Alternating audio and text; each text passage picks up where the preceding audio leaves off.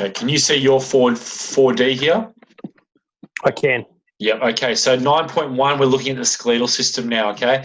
So identifying the names of 5 of the numbered bones and list 1 landmark for each. So a bony landmark is a part of the bone that we use for either like to identify where another where muscles might attach to it, or we might use a postural landmark. Okay. So some of these different bones here, and let's try and bang these out. Okay. So what have we got for Clavicle. clavicle, otherwise known as the collarbone? Yep. Mm. And what would be one of the landmarks of the clavicle? Like, what's the name of the end of the clavicle where it attaches to the shoulder? The humerus.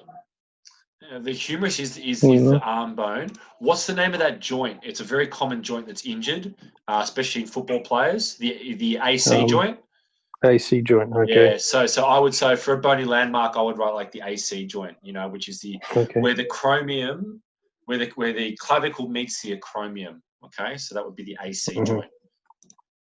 Yeah. So that's an important landmark because you can see it in people. If you press on it, it's really sore and all that sort of stuff. Yep. Yep. Okay, so number 2. What's number 2? Scapula. That's scapula, which is otherwise known as the shoulder blade, but we'll definitely write down scapula. Okay. Now, I might just help you out with some of these bony landmarks here. One of the important landmarks of the scapula is what we call the inferior angle. So the inferior angle is essentially the bottom point of the shoulder blade. Okay. Now, why might it be important on a client to know where the inferior angle of the shoulder blade is? That bottom pointy bit. So I don't know. So if you have a look at scapular. Yeah, exactly right. So we use it for postural assessment. So if you've got one scapula, one sitting here but one sitting up here, then we know a client's got an issue with one scapula sitting higher. It could be an upper trap, it could be serratus, it could be rhomboids, it could be a bunch of different things. So we can palpate, we can press them on a client's body and make sure they're in line and make sure one's not higher than the other. Yeah? Gotcha. So that's important, okay? What's number 3? Sternum. Sternum, yep. What might be a bony landmark for the sternum? The C joint. Yeah, the sternoclavicular joint. Great. It's a really good example. Yep. It's a less commonly injured one, but it can be quite an issue because I broke my SC joint and pushed backwards, pressed on my windpipe, found it really hard to breathe. Yeah. So it's because it's here, and so it pushes back inwards and it pushes back into your windpipe. So yeah, not ideal. So that's that one. So that's 4, but it's much less commonly done. Okay. That's 3. What's 4? Humerus. Yeah, it's the humerus. Yeah. Now, what might be a bony landmark for the humerus? Oh, I got one. Yeah. So one could be like, so there's a part on the outside of your arm bone called the lateral epicondyle of the humerus. And we use that because that's a very common area where a lot of people get like a tennis elbow. Yeah. So it's it's kind of right in there. So I call it lateral, which means the outside. And when you hear the word epicondyle, that just means a bump. So it's like the outside bump of the humerus. Yeah. So I write like the lateral epicondyle. EPI. Yeah, EPICONDYLE. Yeah, lateral epicondyle of the humerus. Yeah. Almost. So the next one is the 5 is the ribs. Yep. Ribs. What might be a bony landmark of the ribs? Right, something like the costal cartilage. So the cartilage which connects it to the actual sternum, right at the front there, is called the costal, COSTAL, like the intercostal cartilage, because that gets popped, right? A lot of people may break a rib, but they pop a rib cartilage. You probably heard that before, yeah? And yep. I don't know if you've done ribs. Ribs are the worst, right? You can't breathe. It's shit. It's shit. And the problem with ribs are because if you break a bone, you want to try and set it, but you can't set your ribs. right? Yeah, that's the pits. Because you can't set them. So every time you breathe, they come in and out, and it sucks. Yep. Yeah, that's the pits. Yeah. So what's 6? So 6 are your vertebrae. Where Yeah. are we? Vertebrae. Okay, there it is. Yeah, so it's the vertebrae. I don't know, 1.2 in the last vertebrae. It's kind of like run out of space here. Oh, there's only I mean, 5 it's of them. Oh, okay. Sorry, mate. Here I'm thinking we're going to have to do all 11 of them. No, that's fine. Okay. Oh, so we just had to do 5 of them. Yeah. We just had to do Cool. 5. Yeah. Okay. All right. So question 9.2, identify the types of bone there are and the major joints within the skeletal system. Okay. So we have like probably 4 or 5 different types of bone, maybe a little bit more. Okay. So let's have a look here. The first type of bone that we have is short bones are 1, long bone 1, flat bones like skull and sternum. Yeah. What's the role of a flat bone? I don't know. So flat bones, right? So flat, I use that if it can dissipate force. So your skull is flat bone, right? Mhm. The reason why your sternum is a flat bone is because it's protecting your heart as well. Okay. Yep. Short bones are where there's lots of like fine movement. So your hands and your feet have a lot of short bones. Long bones are where you need stability and you need strength. So like your arms and your legs, right? And then the fourth one would be irregular bones. So bones like your pelvis and bones like your spine, because they don't fall in any of the other categories, they're called irregular. And then the fifth one, there's only 5 types of bones, so I have to put in 6, is what we call sesamoid bones, Sesamoid. So sesamoid bones are really small bones that articulate in the hands and the fingers and stuff like that. So they're like short bones, but even smaller. All right, types of major joints. So there are 3 different types. The first one is what we call a fibrous joint. Remember, joint is what connects 2 bones. So fibrous joint are joints that don't move, right? So you have a joint between your ribs and your sternum. That's a fibrous joint. It's connected by cartilage, but it doesn't move, okay? A second joint is what we call a cartilaginous joint. So cartilaginous.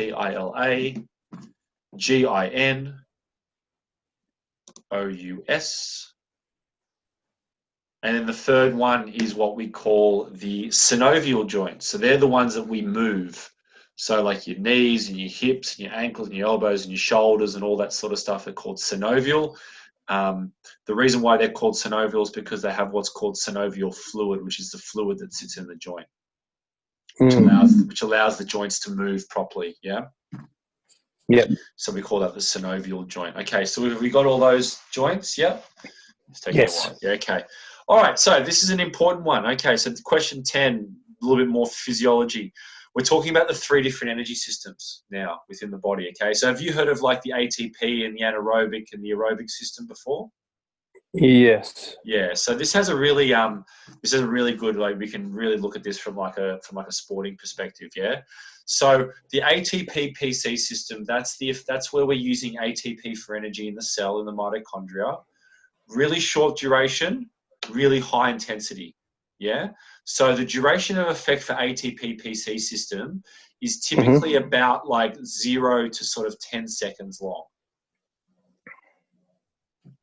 Yeah. So imagine a sprinter, imagine a power lifter, imagine a shot putter or a javelin or long jump or whatever. Okay. So it's about 0 to 10 seconds maximal work. Now, when we talk about a substrate or a fuel, we're talking about what are we using in this system to create more ATP for energy? Because ATP is what we use for currency, for energy in our body, okay? So do you know what fuel we use in this short-term system for ATP? Carbs? No, carbs is the next one. Carbs is the next system. So we don't use carbs in the first 10 seconds of energy. We use actually something called phosphocreatine. Okay? Yes, that's so right. So your body stores phosphocreatine in your muscles and a little bit in your liver, a little bit. And what its job is, it rapidly recycles ATP for energy, but you only got a small amount of it. All right. That's why creatine supplementation is so useful, mainly for short duration, high intensity athletes. So people lifting weights, people sprinting, football players, because there's a lot of short term, high intensity. The more creatine you've got in your system, the more energy you have. Okay. Now, Gotcha. because it's a short, high intensity, it takes a little bit longer to recover. It takes about 2 to 3 minutes to recover. Okay. So to full recovery, about 2 to 3 minutes. So if you were to work flat out as hard as you possibly could, 100-meter sprint or a 50-meter sprint, for you to recover fully, it's about 2 to 3 minutes. Okay, so that's why when we do like power training in the gym, like box jumps and power cleans, we typically wait about 2 to 3 minutes for that system to completely recover. Okay, so the next system is the glycolytic. This is otherwise known as the lactic system. Yep. So do we know how long this system lasts for, Shannon? This second energy system? So I don't know exactly. No, I don't know. Yeah, so it's about, I'd say it's about 30 sort of seconds to about 2 to 3 minutes, right? Is when you're using that system at its peak. Okay, now, you're never using just one system, but for the peak use of that system, it's about 30 seconds to about 2 minutes. Okay, 30 seconds. Yep. Yeah, so think about like a 400-meter runner, think about a set of 6, playing footy, those sorts of lengths of efforts are when you're really using that lactic system, okay? So now what fuel are we using here? So you said it before, carbs, yeah? Now, carbs, yep. How do we store carbs in our body? Where do we store them and how do we store them? What form do we store carbs? Glycogen. Glycogen is the correct answer. Yeah. Now, where do we store glycogen? Two places. I can't remember. So, like the muscles will definitely store glycogen because that's where your muscles need it for energy, and your liver. So I would write glycogen, then I would write muscles and liver. Yeah. So that's that one. Now, with this system, when you use glycogen for energy, what's the side effect of you using this glycogen for energy? What does it create as a byproduct?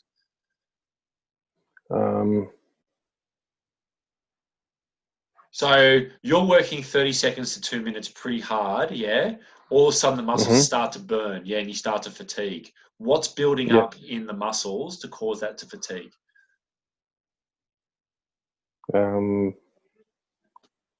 Lactic acid. Perfect. Yeah, lactic acids. You have to write this down, but it's just good to understand. Okay.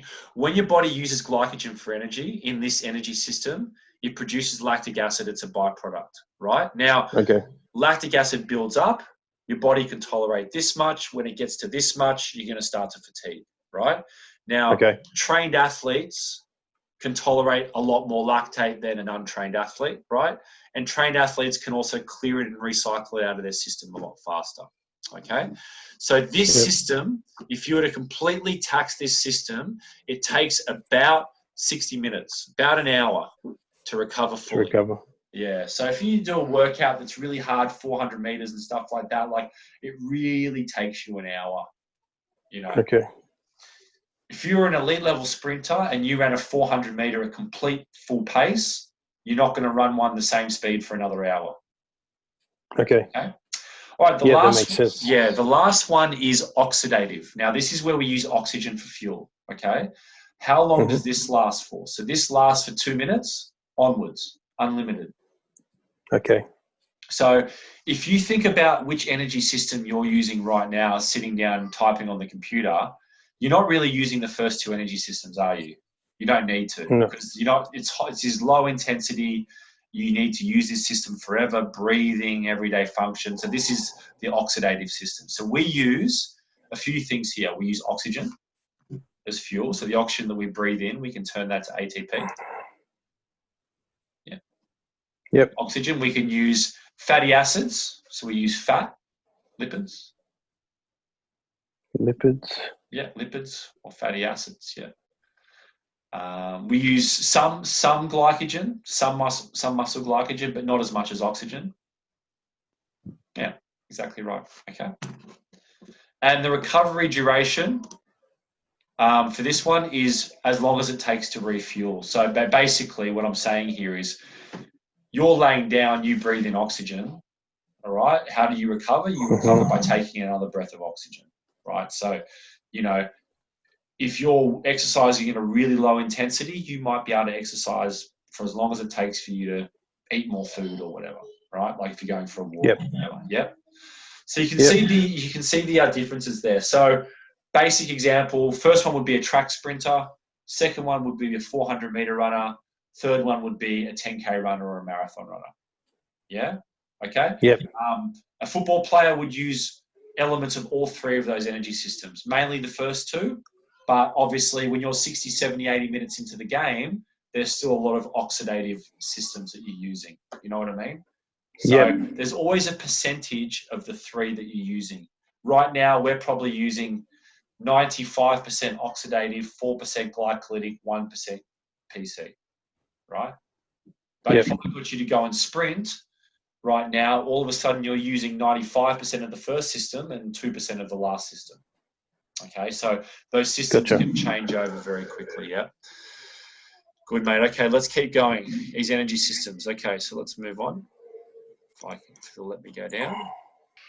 Okay, this is good. 4 main methods of thermoregulation explain their function in regulating body temperature. So thermoregulation is just that we're regulating our body's temperature, okay? Trying to maintain a normal body temperature, be it too cold or be it too hot, okay? Which one do you think uses more energy? Do you think you use more energy training in extreme cold environments or extreme hot environments? It's actually training in extreme cold environments. Cold? Would you believe? Cold uses up a lot more fuel to try and bring your body temperature up to normal. It takes a lot more fuel to heat than it is to cool down, because cooling down, we have sweat, which is a mechanism which helps us to cool down. But when we're cold and we're when you're cold and you shiver, what shivering is muscle contractions using a lot of energy. So you're actually going to burn more calories. It sounds weird. You're going to burn more calories training in the cold than training in the hot. But obviously you're going to dehydrate a lot quicker in the hot as well. That makes sense. Yeah. So training in cold environments, you've got to warm up. It takes a lot longer. You got to take in more calories and all that sort of stuff. Okay. All right. So let's have a look at some of the different thermoregulation. So the first one is sweating. Okay. So that would be the first one. Mm-hmm. Yep. Now, how does sweating work? Do you know how sweating would work? So the function. So what would be the function?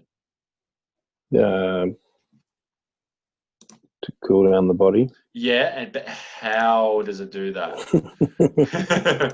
So yeah, this is like it's like how does it happen? This is what my 4-year-old asks me these types of questions, like, Daddy, why do we sweat? Why are you sweating? Mm-hmm. I don't have an answer, right? So okay, so the sweat glands produce moisture. Okay. Right? So the sweat glands produce moisture on the skin. Yep. And then what happens to the moisture on the skin? It evaporates. Evaporates. Yeah, which evaporates and cools the body down. So it's the evaporation of the sweat. Cool. So if you've got two people of the same level of fitness and body shape and body type, the one that sweats more is actually more effective at regulating their body temperature. Okay. So the heavier sweater. Now, if you're 160 kilos and you sweat like crazy, that's just because you've got too much mass that you're trying to cool down, right? You've got too much energy, too much heat. But if you and I are both 80 kilos, we're both 6 foot, and I sweat more than you, I've got a more effective cooling mechanism. Okay. So that's one way that we regulate our body temperature. Okay. The second one is when our blood vessels open. What's the name of it when your blood vessels open? Vasodilate. Yep, vasodilation. Yep. Okay, so vasodilation is we increase blood flow to the skin, and if we're taking the warm blood to the skin, where are we taking the warm blood away from?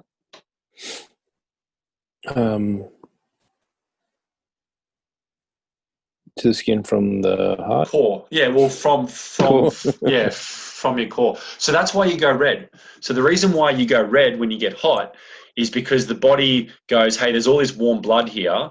I've got to cool down my brain. I've got to cool down my organs, because that's the most important stuff. So I'm going to send all the warm blood to my skin. Skin's going to go really red, but that's going to take it away from my core and help to cool my core down. Okay, so that's why we go red. Okay. Okay. So they're the two we use to cool. So what would be the two that we use to heat? So if we're too cold, I talked about it before. If we're not sweating, we're doing what? For We're shaking, shivering. Yeah. shivering. Yeah. Yeah. Okay. So what is shivering? How would you describe the physiology behind shivering? What is it? The muscles contracting very quickly to warm up. Yep. So it's an involuntary rapid muscle contraction. So involuntary is in your nervous system is sending it, doing it, without you Mm-hmm. being in control of it. Involuntary rapid muscle contraction to generate heat and raise core temperature. Yeah, because when muscles contract, one of the byproducts of them using energy is heat. Okay, so that's that one. Mm-hmm. I might write like involuntary rapid muscle contractions. Rapid. That's what I Yeah. was. Yeah. Thanks, man. Yeah, no, you're right. Yeah. Okay, so then what would be the opposite of number 2 then? Vasoconstriction. Yep, vasoconstriction. Yeah, constriction. Yep, vasoconstriction. So this happens in really cold environments, right? So like why do your lips and your nose turn blue in the extreme cold and your fingertips and your toes? Because the blood's trying to get to your core to warm your body temperature up. Exactly right. Yeah, so the blood is being so increased blood flow away from the skin to the core to raise core temperature. So therefore, hypothermia, frostbite, guys walking up Everest and losing toes, and lips going blue and stuff like that. So that could be temperature related. So obviously that might be a sign and symptom, right? Mm-hmm. So blood flow from the skin to the core. Did you play in England at all, Shannon? Yes. Yeah. What was it like playing in those? What was it like playing in those really cold environments? Horrible. Horrible. Did you have to do Did you have to do anything different in terms of like prep or warm up or any different? We just had to. Well, we had to kind of adjust, adjust to the temperature, like the week before that. Like actually train out in the cold. And, yeah. But other than that. So there wasn't any particular, like they had like warm drinks for you and stuff like that, or not really? It never got that bad, or? No, I don't remember. I don't remember. Yeah, fair enough. You probably blacked it out of your mind. yeah. There's a lot of partying going on at the same time. So.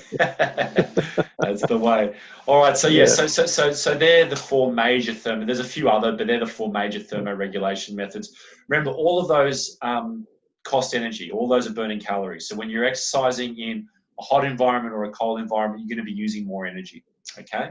Now. Okay. Sorry, where it says vasoconstriction, it said increased blood flow from the skin to the core. Like, should I write something else for that? Or Yeah. No, I would probably say to, so with vasodilation and vasoconstriction, you need to tell me why that's happening. So go back up to vasodilation number 2, right? Mm-hmm. And see how it says increased blood flow from the skin to the core. It would be from the core to the skin. See number 2? Core to the skin.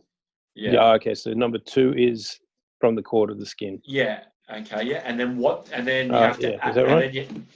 From the core. No, sorry. Vasoconstriction is from the core to the skin. Vasodilation is from the core to the skin. Yeah, because we're taking increase. We're opening up the blood vessels, and the blood's going out to our skin. Yeah. Okay. From the core to the skin. Yep. Yeah, to lower core body temperature, because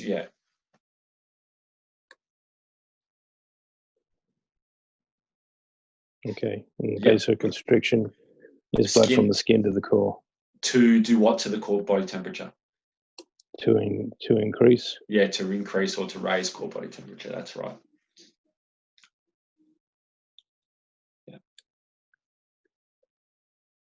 Okay. Cool. Yeah. Thank you. Good. Yeah, no, that's it. That's how we do that. Okay. So now we're going to just kind of explain this in a little bit more detail. Explain how environmental conditions can adversely impact thermoregulation during exercise. Okay. So let's start with hot. So I would write like hot environments. And then let's just talk about some of these like adverse impacts, right? So what can training in extreme hot environments do here? Yeah. So you can write can lead to dehydration. Dehydration, can lead to dehydration, heat stroke. Yep. Can lead to I don't know if that's dehydration. the dehydration. Yeah, well, no, because that's the same thing, right? no, it's not. Dehydration Mhm. is an imbalance in the water content of your blood, right? So there's not Mhm. enough sodium. I mean, they if you've got heat stroke, you're probably dehydrated as well. But heat stroke Yep. and heat exhaustion are when your core body temperature's just gone way too high. Okay. Okay. Heat stroke is mild. So heat stroke is, you know, oh, I'm feeling like I've got heat stroke. Heat exhaustion is collapsing, fainting, passing out from excessive heat. Okay. That's where, you know, you're literally cooking on the inside, and that needs serious, quick medical intervention. Yeah. Okay. So hot environments can lead to dehydration, heat exhaustion, and heat stroke. Heat exhaustion and heat stroke.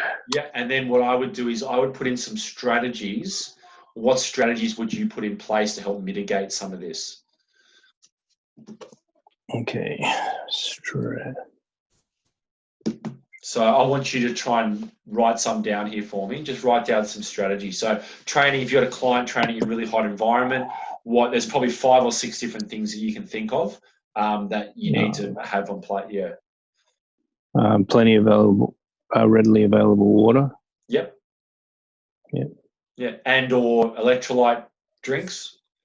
Because remember, when you sweat, you're not just sweating out water, but you're sweating out sodium, potassium, calcium, magnesium, right? So you need to be replacing what you're losing in the sweat, which is important. And some people sweat, some people are salty sweaters, some people are not.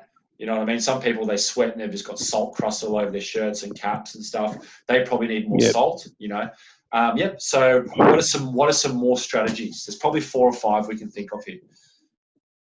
So how can we reduce the risk of like dehydration, heat exhaustion, heat stroke? What about like time of the day? Train in the morning or at night. Yep, away from the hottest parts of the day. So I lived in Arizona, right? And I don't know if you've been to Arizona before, but in the summertime it is garbage hot. It's 115, 120 Fahrenheit, high 40s every day, right? So, you know, you literally can't do anything. If you want to go hiking or play golf or whatever outdoors, you can't do it after 6 a.m. and you can't do it before 8 p.m. You know what I mean? Like you just physically can't. It's oven hot, right? Yeah. Okay. So it's dry hot, right? Yeah, it's oven hot. Like it's incredible. Yeah. Every day, blue skies, oven hot, and you're like, what the fuck? Like I just want it to rain. I just want to see something different. It's crazy. That's what we had in Florida. Like it'd be stinking hot and then it'd piss down. Yeah, but you guys would have humidity over. You'd have humidity over there, though, wouldn't you? Yeah. Yeah, which is pretty. Yeah, it's funny. Like if it's 32 but humid, it sucks. If it's 40 but not humid, it's actually not too bad, you know? So what are some more strategies? What about clothing? What about clothing? Okay. Protection from sun? So wearing like what type of clothing? Hats. Yeah, hats and clothing. Hats, light coloured clothing. Because what does dark coloured clothing do? Heats you up. Yeah, because it traps body heat. Yeah. So you want to wear hats and light coloured clothing. What you also want to do is not expose your skin because you don't want to get sunburn, which increases body temperature. You know, sunscreen and full length clothing, you know, long shirts, wide brim hats, you know, that sort of stuff. Yeah. People think that actually, if it's hot, I'm just going to wear less clothing, but you'll actually heat up more because more of your skin is going to be exposed to the sun. Whereas if you're wearing light coloured long sleeve shirts and stuff like that, that's actually going to be better for you. Yeah. What else? If we're in the sun, what about what different areas? Shaded areas, train in shaded areas, or have shaded areas available for recovery. Ice baths, cold showers. You know, like you just want to think about all the different ways because you might be in an environment where you might have access to one of these or two of these or five of these, and you want to make sure you've got as many options as you can. And ice baths. Okay. Yeah, ice baths, cold showers, etc.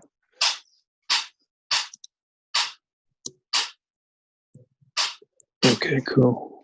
Now, what about cold environments? Okay. That's great. That's excellent. It's really good to have some strategies put in place there. Cold can lead to hypothermia. Hypothermia. When you're cold, it can lead to like decreased nervous system function. Because when you're cold and you can't feel your fingers, Yep. and it's really hard for you to send the signals to contract the muscles and stuff. Increase injury risk during contact as well. So decrease nervous system activation. Increased risk of contact injuries. Fractures. Bones are more brittle and cold. Contact injury. You know what it's like getting tackled when it's 2 degrees, right? Yep. Yeah. So muscle tears, that kind of stuff. Muscle tears, broken bones, things like that, much more common. Okay. Cool. Yeah, so these are all just like, just some issues. Yep. Good. Great. Okay, so what are some strategies in place here? Wear warm clothing. Yep. So wear warm clothing and layer. So, things like wool's really useful in cold environments. Cover all exposed skin. So, if skin is exposed, that's where you're going to get cold. What about location of training? Yep. So training where? In the sun. Or indoors, locate. So like train indoors where available. Now remember I talked about training in the cold burns more energy. So what do we need to have available? Increased calories. Yeah, so increased calorie intake. Things like offering, like having warm sweet drinks available is always useful. So it's a combination of warming you up and sweet with sugar, carbohydrates, muscle replenishment, all that sort of stuff. I'm trying to think about what other. Avoiding wind exposure is another really important one as well, because you know what it's like. Cold plus wind chill really drops that temperature. Mm-hmm. And then just look for signs. Yeah, and then just I guess that's fine. Because you could say like look for signs and symptoms or whatever, but that's good. Excellent. Okay, now we've got just one more question. There's one more tiny question down the bottom here. Yeah. Okay, so we just got to throw a few little quick business questions in to get this these parts of the course covered. Okay, so as the head fitness manager, so probably we might finish on this, Shannon, if that's okay with you. You good with that? Yep. Yeah. Yep. Okay. Because then we just wrap it up at 4D. Okay. As head fitness manager of a fitness facility, you decide you want to provide some reputable, free and accurate information on nutrition for all members. Okay. List 2 reputable sources of nutrition information that you could provide to members and briefly explain what they are. Okay. So what do you think? So where would you find some reputable nutrition information? So we're not talking about bro science. We're talking about stuff that's industry researched, it's been approved by perhaps Australian governments or dietitians or something like that. Yeah. Where could we point them towards? Can you think of any examples? Okay, so let me show you the first one. Can you see me on the video here? Yes. Okay, I'm just going to share my thing again. Okay, so are you back logged into the same part where we were before? Yeah. I was already logged in on my computer, but just my phone died. Oh, okay, sweet, mate, awesome. Okay, all right, so let's go to 4D. So we talked about these 2 reputable sources of information, yeah? So what I want you to do is on a new browser, on a new tab, look up nutritionaustralia.org, okay? So that's where I would start. That might be one example, okay? What I want you to find is the healthy eating pyramid. Okay, so the nutrition resource might be nutritionaustralia.org. I got it. Yeah, okay. So this is the new, and it's actually worth spending just 5 minutes having a look at this, okay? Because this is the new healthy eating pyramid that Nutrition Australia has put out, okay? It's really different to the ones from when you and I was a kid at school, right? It was, it was really old school 1980s style one where they had like cereals at the bottom and they didn't have fruit. They had fruits and vegetables in the middle and all this sort of stuff. So I just want you to take a look at this because I think they've actually done a really good job with this here. So what do you notice first of all? What's on the bottom tier of the healthy eating pyramid? There's herbs and spices and water, yeah, and then fruit and veg. So you can see that there's lots and lots of fruit and veg here, right? And what they've done is they've chosen a lot of green vegetables. If you have a look visually at why this works so well, there's a wide variety of vegetables. They've got peas and lentils and avocados, which have healthy fats. They've got different types of fruits, watermelon, pineapple, etc., etc. So the old healthy eating pyramid used to have grains at the bottom, yeah. But the new healthy pyramid is saying, no, you don't need to eat as many grains. It's fruit and vegetables that should form the basis of your diet. Okay, so I think that's really good. Yeah. The second part of this you can see is grains. Okay. Now, what do you notice that they've included in the grains there? Maybe you can click on it and rice. Yeah. So there's rice. What else is there?